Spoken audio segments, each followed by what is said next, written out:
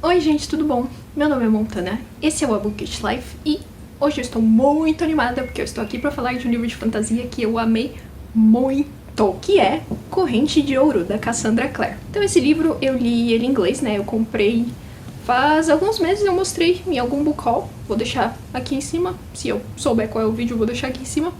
E enfim, agora ele está em pré-venda em português, né? Ele vai sair em novembro, então vou deixar aqui embaixo os links também, se vocês quiserem comprar, né? Ele está em pré-venda na Submarino e na Amazon. Claro que comprando aqui pelo meu link da Amazon, vocês me ajudam muito, mas vou deixar os links aí caso vocês se interessem. Então, alguns avisos primeiro. Como eu amei muito, muito esse livro e eu quero falar de várias coisas dele, então eu vou dividir esse vídeo em uma parte sem spoilers e a outra com spoilers para quem não quiser saber o que acontece, né, a fundo aqui nessa história. Segunda coisa, este livro, ou melhor, essa série, né, As Últimas Horas é o nome da série, é uma sequência direta de As Peças Infernais, cujo primeiro livro, não sei onde tá aqui, eu deixei aqui atrás, né, então eu vou, digamos, como dizer isso, evitar sobrenomes, né, digamos assim, para não dar spoilers do que acontece em As Peças Infernais, caso vocês, né, não tenham lido. Porque, né, leitores de Cassandra Clare sabemos que triângulos amorosos são uma coisa recorrente aqui neste universo, então, enfim, não quero, né, dar spoilers pra ninguém, então quando eu achar que o sobrenome pode entregar alguma coisa, eu vou omitir aqui na parte sem spoilers, claro. Aproveitando, né, essa parte falando de As Peças Infernais e spoilers, vem o terceiro aviso, que na verdade é mais, né, já respondendo uma pergunta. Preciso ler As Peças Infernais para ler essa série, para começar a ler essa série pelo menos?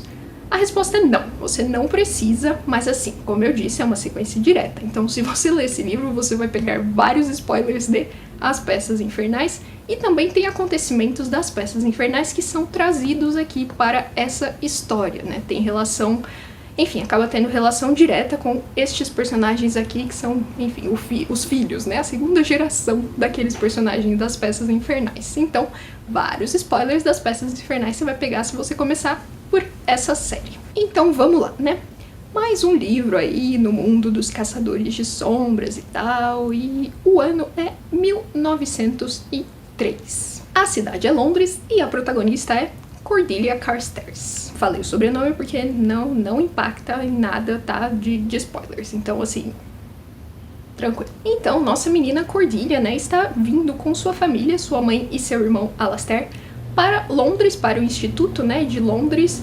Ela é originalmente do Instituto de Mumbai, na Índia, olha que legal, essa personagem tem várias coisas culturais bacanas aqui sobre ela. E, enfim, eles estão vindo para o Instituto de Londres tentar meio que contatos, né, conseguir contatos, entrar nesse mundo político aí dos caçadores de sombras, porque o pai dela, né, o pai deles, foi preso, acusado de um negócio lá e, enfim, tá para ser executado. Então eles estão vindo tentar salvar, né, o pai e, principalmente pra mãe dela, a honra da família. Cordelia também, né, está vindo para Londres treinar no instituto porque ela vai ser, né, ou, enfim, pretende ser, será? Enfim, o plano é ela ser a Parabatai de uma outra personagem que temos aqui, que é a Lucy, cujo sobrenome não mencionarei neste momento. Então, só para quem não é familiar, né, com os conceitos aqui, Parabatai é basicamente, assim, o seu irmão de armas. É uma pessoa com quem você tem uma conexão profunda em batalha, vocês sentem a mesma coisa ali e tal, enfim, é uma grande conexão, né, temos essa conexão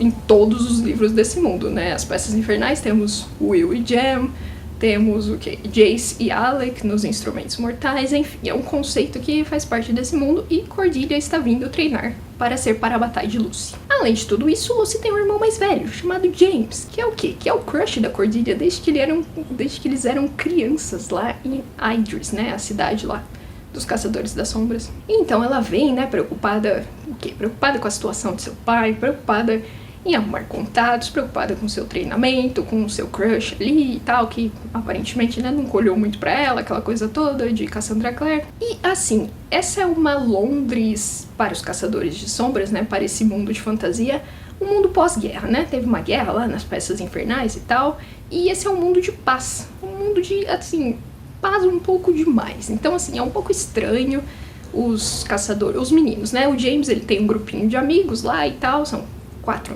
pessoas contando com o James, e eles meio que patrulham a cidade, assim, e tal. Só que, assim, tem sido um pouco estranho pra eles, porque quase não tem demônios, né? Quase não tem demônios pra eles lutarem contra e tal. Parece que alguém fala em algum momento, parece que os demônios, né, estão se afastando de Londres porque tem uma coisa maior chegando. É algo do tipo. Até que a coisa maior realmente chega, né? Uns demonião que, assim, primeiro eles atacam a luz do dia. Isso é uma coisa que já assusta, começa a assustar todo mundo.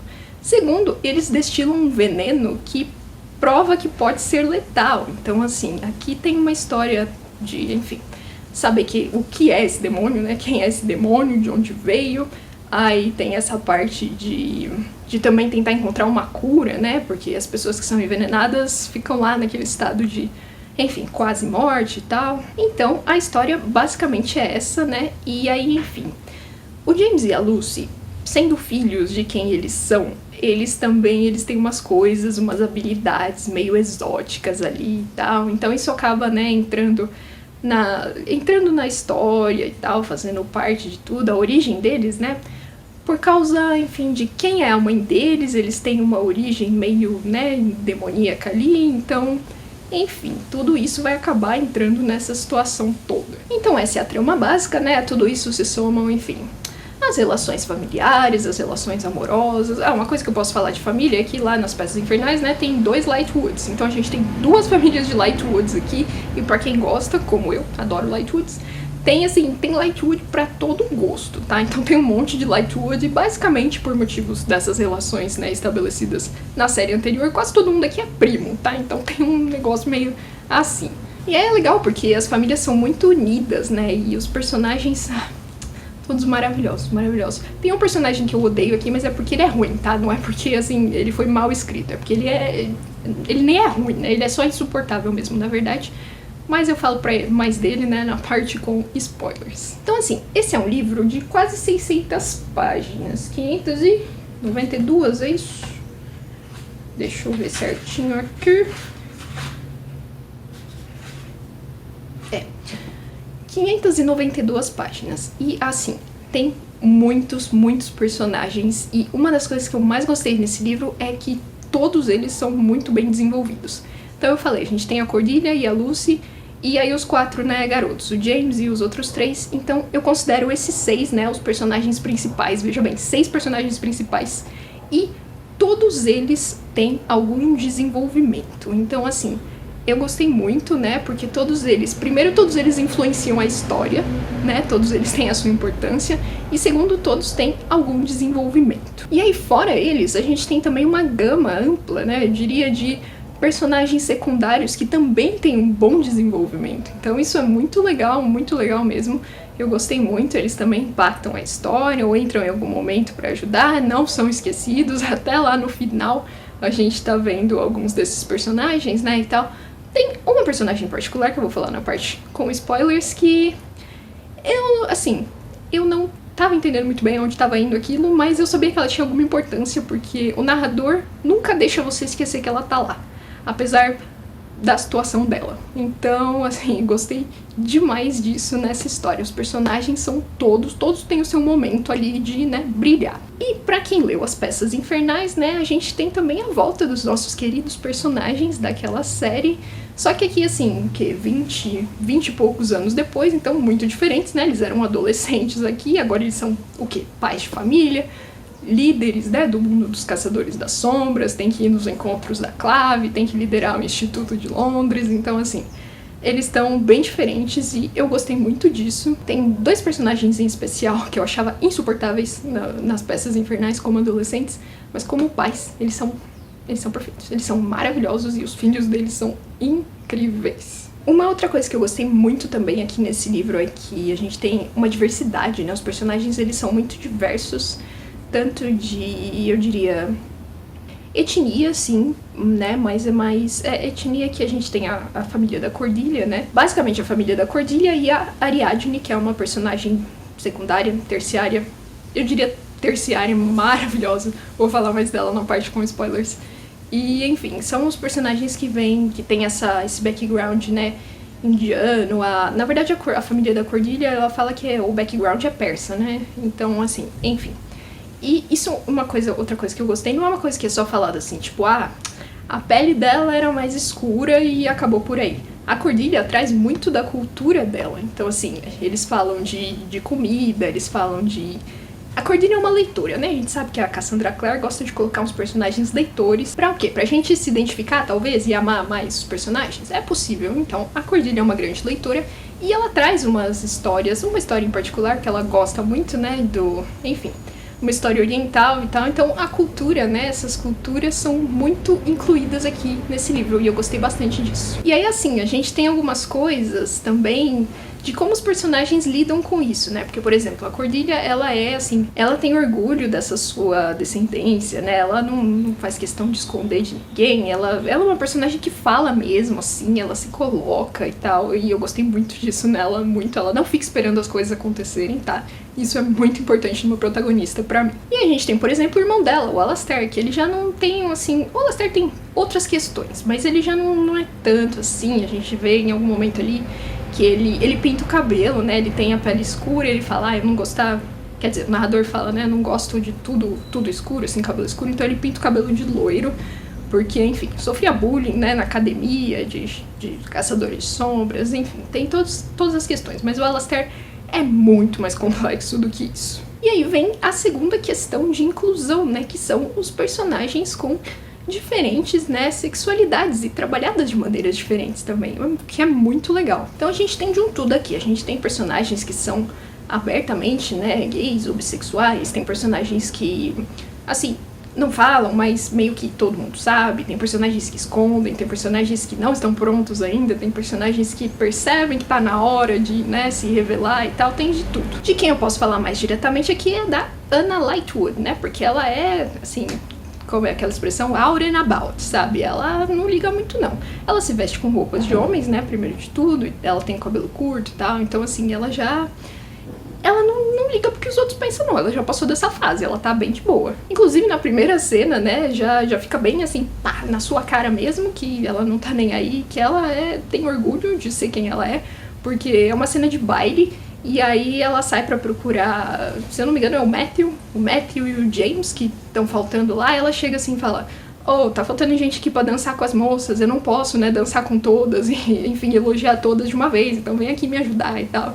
Então tem meio essa coisa. Os outros já tem umas questões mais complicadas que envolvem, enfim, não só a sexualidade, mas personagens envolvidos em outros relacionamentos, então, assim, deixo pra vocês lerem e descobrirem. E aí, assim, claro, né, que é uma história cheia de reviravoltas, tanto de relacionamentos quanto da história mesmo, né, da trama mágica, e a gente tem um momento ali no final que eu gritei horrores naquele momento, e gritei depois também, porque tem as consequências do momento. Então a gente tem o quê? A gente tem demônios, a gente tem, claro, né, os integrantes do submundo não podiam deixar de fazer sua aparição, inclusive já jogo aqui que nosso querido Magnus Bane, né, faz uma pontinha aqui no momento lá de necessidade.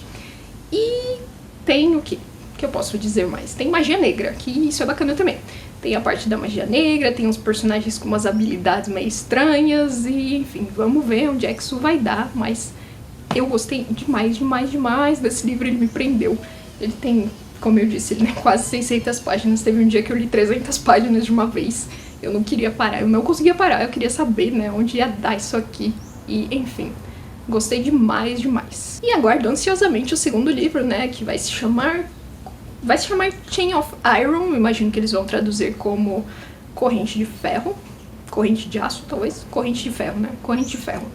E, não, enfim, não sei a tradução ainda, mas ele sai, se eu não me engano, em inglês em março do ano que vem. E esse livro me deixou muito animada pro segundo, no sentido de que eu acho muito difícil que o segundo livro vá sofrer aquele problema de ser arrastado, né? Tem essa coisa de quando você lê uma trilogia, quando autores resolvem escrever trilogias, às vezes, o quê?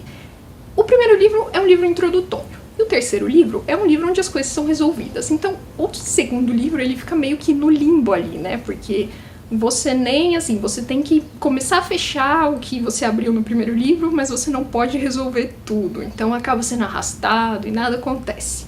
Mas eu acho muito difícil que isso aconteça nessa série, eu realmente espero que não aconteça, porque nós temos muitos personagens, muitas questões e assim, precisamos mesmo de todas essas páginas pra tratar de todos eles. Ah, uma outra coisa que eu esqueci de falar sobre os personagens que eu gostei muito também é que eles têm problemas reais, tá?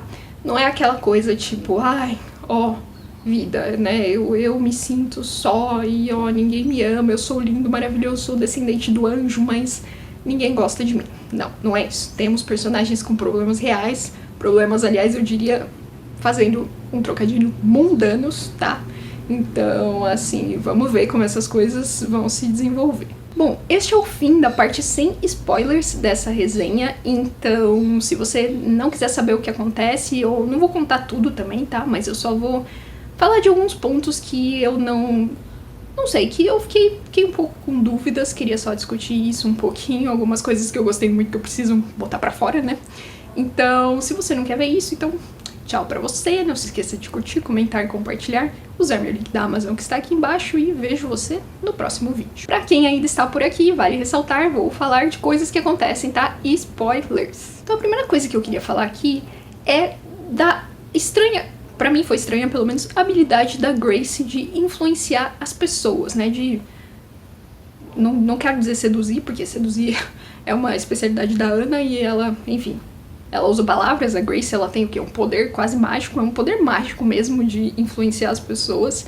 E eu fiquei um pouco com algumas dúvidas. Então a primeira pergunta que eu me fiz foi como funciona isso, né? Ela influencia na hora que ela quer, depois a influência passa, não sei o quê, porque a gente tem 3 momentos em que ela usa essa influência, ou pelo menos momentos mais claros, e assim, são todos muito diferentes, os personagens reagem muito diferente. Então a gente tem essa influência dela com o James, né, o James apaixonado por ela desde a infância, não sei o quê, e aí conforme vai passando o tempo, a gente começa a ver que essa paixão, na verdade, é porque o que ela, né, tem esse negócio, essa sedução mágica com ele, inclusive utilizando o bracelete. Só que aí tem aquele momento em que ela, né, fica noiva do Charles, e meio que a influência passa, foi isso que eu entendi, né? Ela para de influenciar o James, tanto que aí o James, né, acorda pra vida, todo mundo fala, ele tá diferente, né? Alguma coisa tá diferente com esse menino aqui hoje.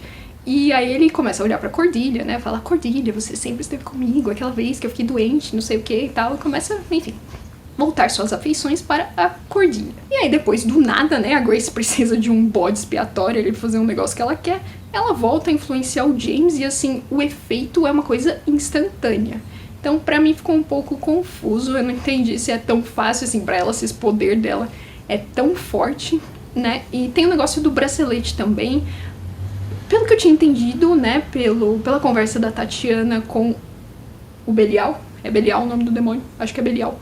Pela conversa da Tatiana com o Belial, a gente tem ali esse bracelete, o James tinha que estar com aquele bracelete, meio que, eu não entendi se era pra ser controlado quando ele passasse pro outro mundo, né, pro mundo do Belial, ou enfim, se era um meio de segurar ele, segurar os poderes dele e tal, pra mim não ficou muito claro ainda, mas acho que veremos mais disso. Aí tem aquele momento em que o Matthew tá enchendo o saco da Grace, né, e aí ela pega e fala, ela paralisa ele, então assim, pra mim é a demonstração máxima do poder dela, ela paralisa ele e fala, me beija, então assim, ela mesmo não é nem influenciando, né, naquele momento é tipo, dando ordens e fazendo magicamente com que o Matthew acabe, né, fazendo o que ela quer, então assim, eu não captei muito bem, ela tem esse poder tão poderoso nessa hora, mas também com o Matthew é só naquele momento, né? E aliás, o Matthew não achou que seria, né, prudente falar isso pra ninguém, né? Aquela cena morre ali, o Matthew simplesmente deixa pra lá, mesmo depois que o James volta a ficar estranho, né? Que ele volta a ser influenciado, o Matthew simplesmente não conta pra ninguém. E aí a gente tem o terceiro caso que eu entendi que ela tava influenciando, até porque, enfim... Mas também que é uma outra, né, o personagem se comporta de um outro jeito, que é justamente o Charles. Então ali, desde a primeira cena, né, desde o baile, parece que ele já começa a conversar e tal, acho que desde ali a Grace, né, depois que a gente descobre que ela tem essa habilidade mágica e tal, eu comecei a pensar, acho que desde o baile ela já estava influenciando o Charles, né, porque, enfim... O Charles simplesmente abandona, né, rompe o noivado com a Ariadne, enquanto a Ariadne tá em um coma, pra ficar noivo da Grace. E aí, assim, eu não entendi muito bem como as pessoas aceitam esse noivado. dá pra entender o ponto de vista da Grace, né? Ela tá ali sob aquela... nas mãos daquela mãe tirana, né? Ela precisa de um jeito de, enfim, sair pro mundo, fazer o que ela quer e tal, e aí ela arruma isso, né, num bom casamento, num ótimo casamento. Então, pra ela, mais do que perfeito casar com o filho da... Esqueci o nome. Nossa, esqueci o nome.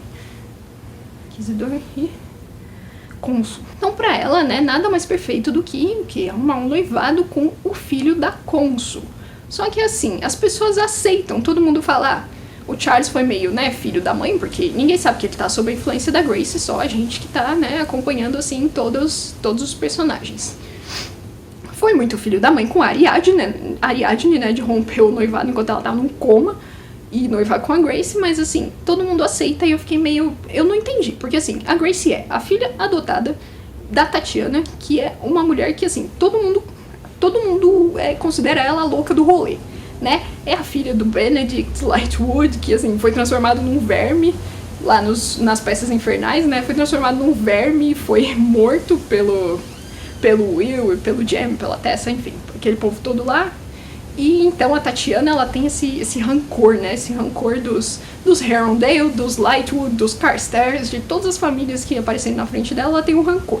Então, assim, ela é uma pessoa extremamente perigosa, né? A Clave, como sempre, incapaz de ver os perigos que estão na sua cara, né? E deixa pros adolescentes resolverem as coisas, né? Todas as séries da Cassandra Clare neste mundo são assim, então tudo bem, eu já nem questiono mais, eu já tô acostumada. Mas assim, o Charles, filho da cônsul, né? Não é o cônsul, é a cônsul Charlotte maravilhosa. Filho da cônsul. A única outra pessoa que tá, digamos, se a gente pensar num casamento político, que isso é um casamento político, certo? A única outra pessoa que tá à altura dele é o quê? A Ariadne, que é a filha do Inquisidor. Então, em termos políticos, né, assim...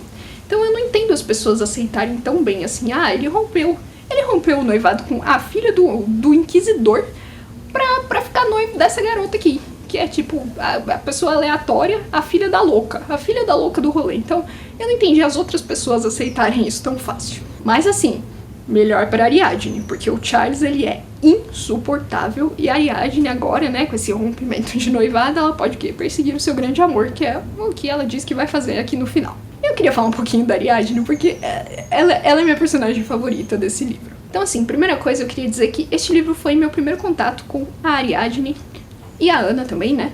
Porque, enfim, eu não sabia que elas já apareciam nas histórias, né? A Cassandra Clare, pra quem não sabe, além das trilogias, das séries, ela tem também alguns livros de histórias curtas, né, sobre alguns personagens. Então tem os contos lá da Academia, dos Caçadores Sombras, não sei o que. E aí tem outro livro que é o Fantasmas do Mercado das Sombras, que é onde tem um conto, cujo nome em português não sei, mas em inglês é Every Exquisite Thing, que, enfim, eu li o conto depois que eu li esse livro, né, eu li aquele conto em inglês, que é o conto onde, né, vemos como Ariadne e Ana se conheceram e tal. Que é basicamente o plano de fundo do relacionamento das duas aqui, né? E aí a Ariadne, ela é muito meu tipo de personagem, porque assim, ela não aparece quase em nenhum momento. Eu acho que ela tem, assim, 4 cenas, né, no livro inteiro, em 600 páginas ela tem 4 cenas.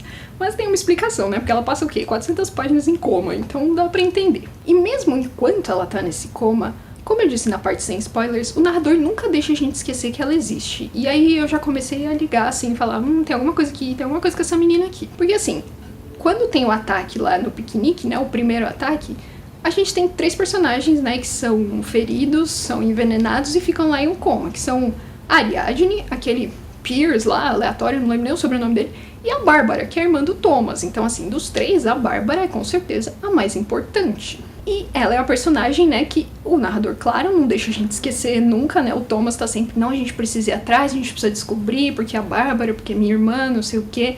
E, como eu disse, todo mundo é primo aqui, né, então, assim, o Thomas tá lá, minha irmã, não sei o quê, aí tá a Ana e o Christopher, minha prima, não sei o quê, né, e, enfim, o James e a Luz também, né, todo mundo é primo, enfim, todo mundo é primo de todo mundo, então a Bárbara é a mais importante aqui. O Pierce fica esquecido no churrasco, como eu disse, mas a Ariadne tá sempre voltando nas conversas.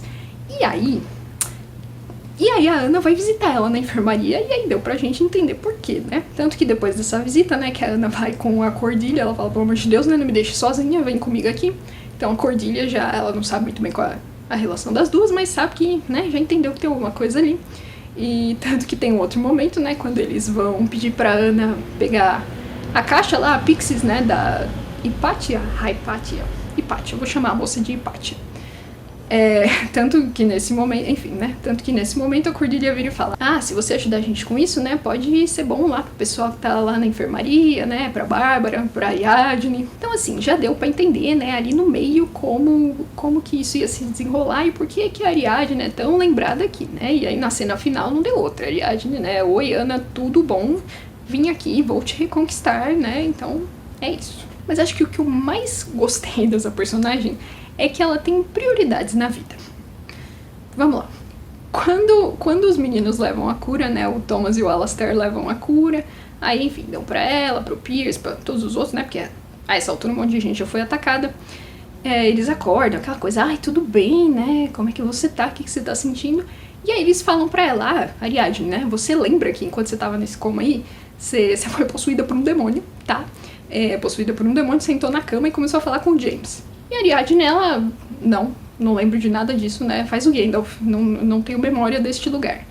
Basicamente isso. Aí lá na cena final da festa de noivado, ela chega pra Ana e fala assim, então, eu ouvi o que você foi me falar lá quando eu tava em coma, né? Eu me lembro que você foi lá fazer aquela cena toda, né? Falar, por favor, não morra, segurar minha mão. Eu lembro disso. Então, assim, ela não lembra da possessão demoníaca que ela sofreu, mas ela lembra da Crush indo lá falar, por favor, não morra. Então, é claramente uma pessoa de prioridades, né? E aí, enfim, eu queria só fazer um adendo aqui, na parte sem spoilers, eu falei que uma coisa que eu gostei muito é que todos os personagens são muito desenvolvidos, né, até esses secundários, né, a Grace, a gente vê muito a Grace, tem um momento ali em que ela dá uma sumida por, umas 100 páginas, talvez 150, dá uma sumida, mas ela é importante na história. Grace, Ariadne, o Charles, enfim, esse povo aí que eu considero secundário. A Ana, aliás, a Ana também é uma personagem secundária, mas ela aparece bastante, né, tem a sua historinha sendo desenvolvida lá e tal. Tem um personagem do grupo dos principais que eu gostei muito dele desde o começo, porque ele é muito meu tipo, um bebezinho, um fofinho, que é o Christopher, né, o irmão da Ana. E dos principais, claramente ele é o menos desenvolvido. Então, como eu sei disso, né, ele é o cientista do grupo, ele é aquela pessoa que explode as coisas. Ele é o que o Henry era nas Peças Infernais, tanto que o Henry é padrinho dele, né? Então, assim, ele tá lá pra... todo mundo brinca com ele, ele é um fofinho, um amorzinho de pessoa, assim, então todo mundo brinca com ele, cuidado, não vai explodir, hein, não vai fazer isso, não vai fazer aquilo, e fica meio que nisso, sabe? E aí, pra melhorar, né, tem que ter o drama final, ele acaba sendo atacado também, né, envenenado, então quem tem que terminar a cura que ele começou a produzir são o Thomas, né, que tava sempre junto com ele, e o Alastair. Então tem um pouco essa questão, assim, tô esperando muito mais do Christopher nos próximos livros. E assim, só pra completar isso, né, como o maior motivo porque eu sei que ele não foi tão desenvolvido quanto os outros aqui. Não tem um interesse amoroso desse menino nesse livro, sabe? Eu não sei do que ele gosta, não sei se ele tá apaixonado por alguém, então assim... ele é só o cientista maluco, engraçadão, que explode as coisas às vezes aqui. Mas enfim, Ariadne, Christopher, Thomas também. Eu amei demais o Thomas. Ele é um bebezinho, né? Ele é um ursinho. Ele é igual o pai dele, igual o Gideon. Igualzinho o Gideon. O Gideon é o quê? Meu Lightwood favorito das Peças Infernais. Então não tem o que dizer. Fora isso, eu acho que eu tenho que falar do Alastair, né? Que eu acho que é um dos personagens mais complexos aqui da história. Personagem secundário que tem muitas questões. Como eu falei na parte sem spoilers, ele tem a questão da etnia, e aí ele tem a questão da sexualidade, né, ele tinha um caso lá com o Charles, enquanto o Charles estava noivo da Ariadne, então assim, ele tem essas questões confusas na cabeça dele. E aí todos os meninos aqui, né, o nosso grupinho de principais, James, Matthew, Christopher e Thomas, odeiam ele porque ele fazia bullying na academia, tipo, falava umas coisas pesadas mesmo, assim, a gente tem um exemplo, né, mais pro final do livro, do tipo de coisa que ele falava, e assim, então, é um caso claro, né, ele fala isso, ele fazia bullying para não sofrer bullying, né, então, assim, ele tem questões muito complexas, assim como o Matthew, né, que tem aquele probleminha básico, assim, com bebida, assim, é um negócio sério, ele tá, tipo, 90% do tempo desse livro ele tá bêbado, é um negócio muito sério, e uma coisa que também, uma outra coisa que pra mim não colou aqui, uma coisa que, aliás, outra não, né, só uma coisa, não, enfim, eu gostei, mas uma coisa que não colou aqui pra mim foi a Cordelia, porque ela imediatamente percebe, né, o probleminha ali do Matthew convivendo uma semana com ele, ela já percebe tudo, mas ela nunca percebeu durante a vida inteira dela que o pai dela tinha o mesmo problema. Então assim, eu fiquei meio... porque ela claramente era próxima desse pai, né? E aí, né, a mãe e o Alastair sempre falavam, ele tá doente, a gente tá, né, viajando, se movendo muito e tal. Ela nunca percebeu que o pai dela vivia bêbado. Mas tá bom, né, relações familiares são complexas, a gente entende. E aí, falando de relações, eu não posso deixar de citar, né, a Lucy maravilhosa, apaixonada pelo Jesse, que é o quê? Um fantasma. Então, assim, tenho altas expectativas para este relacionamento. Mas acho que é isso, só... Agora é pra terminar mesmo. Só queria dizer que a Cordelia é uma protagonista sensacional. Eu amo muito ela, eu amo acompanhar ela. Ela tem aqueles dramas adolescentes, né, de todas as personagens principais da Cassandra Clare. Ele não me ama, mas será que ele me ama? Aquela coisa meio adolescente. Mas ela tem outras preocupações na cabeça. Então, assim, ela não deixa isso, né, ficar no caminho do que ela tem que fazer. E ela vai lá e faz. Então, assim, é uma protagonista que eu gostei demais. E isso costuma colaborar muito mesmo pra eu gostar de um livro. Porque eu tenho um problema bastante sério com protagonistas, né, assim... Claramente, considerando que a minha personagem favorita foi a Ariadne, né, que participa de 4 cenas, fica em coma, 400 páginas. E eu falei que ia terminar, né, desculpa. Tem a Grace também, que é uma personagem muito... Eu ainda não saquei qual é a dela, porque assim, ela começa como mocinha e ela é tão mocinha no começo que eu falei, o que o James viu nessa menina sem graça, né, porque não faz um nada. Aí depois ela meio que vira vilã, né, meio que, enfim, ela fica oscilando nisso, e tem um pouco, eu não entendo bem ainda o que ela quer, né, ela quer, vou arrumar um bom casamento aqui, ficar bem politicamente e tal, porque minha mãe é uma doida, mas ao mesmo tempo ela não larga o James, então eu não sei se ela realmente gosta do James, ou se ela tá usando ele, como ela usa, né, pra, enfim, destruir o autômato lá e botar fogo na casa e tal. Então, assim, é uma gama de personagens, além de ampla, bastante complexa, e eu mal posso esperar pra ver como isso vai se desenvolver no futuro dessa série. E então é isso, por hoje é só. Falei 40 minutos aqui já, meu Deus, a edição vai ser maravilhosa desse vídeo. Mas por hoje é só, não se esqueçam de curtir, comentar, compartilhar, se inscrever no canal se ainda não são inscritos, e se vocês tiverem interesse neste livro ou em qualquer outro, enfim, usar meu link da Amazon que eu vou deixar aqui embaixo na descrição, isso me ajuda bastante também, e vejo vocês no próximo vídeo. Eu prometo, não posso prometer na verdade que vai ser mais curto, mas por favor não desistam de mim, e tchau!